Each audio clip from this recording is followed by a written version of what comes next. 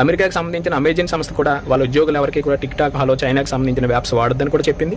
ఇవన్నీ పరిణామాలు చూసి ఒక్కసారిగా జిగ్గుమన్నది. అంటే అది ఎంత దారుణమైన దెబ్బ అంటే చైనాకి, ఇప్పుడు మన ఇండియాలో రిలయన్స్ ఇంకా టాటా గ్రూప్స్ ఇలాంటి పెద్ద పెద్ద టాప్ ఒక 15 సంస్థలు ఒక్కసారిగా కుప్పకూలిపోతే ఇండియా పరిస్థితి ఎంత ఆర్థికంగా దెబ్బతింటుందో ఇప్పుడు చైనా పరిస్థితి అలాగ అయిపోయిందండి. ఇది ఒక రకంగా అంటే నరేంద్ర మోదీ గారు ఎలా ఆలోచించారంటే నిజంగా ఒక రకంగా చాలా ఆనందం ఉంటుంది. ఎందుకంటే ఎదుటివాడు బలాన్నే కాకుండా బలహీనత మీద కొట్టాలి. చైనా ఆయుధపరంగా అంత ఇంత అని చెప్పి అన్నారు, కానీ ఆయన ఆయుధాలతో దాడి చేయలే, కేవలం తెలివితేటలతో వాళ్ళ బలహీనత మీద దెబ్బ కొట్టేసరికి ఒక్కసారిగా ఉలిక్కుపడి గజ వణుక్కుంటా మన దగ్గరకు వచ్చింది. ఇదే కనుక మనం మనసు మార్చుకుంటే ఏం చేసుకుంటారో అని చెప్పి అట్లానే ఉంటే చైనా పరిస్థితి ఏమైపోతుందో అర్థం చేసుకోండి.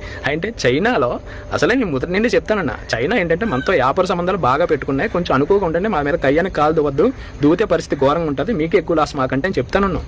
వాళ్ళు వాడే ప్లాస్టిక్ బొమ్మలు మనకు అవసరం లేదనుకుంటాం, టపాసులు మనకు అవసరం లేదనుకుంటాం, ఇలాంటి వ్యాపులు మనకు అవసరం లేదనుకుంటాం, మనం వాడకుండా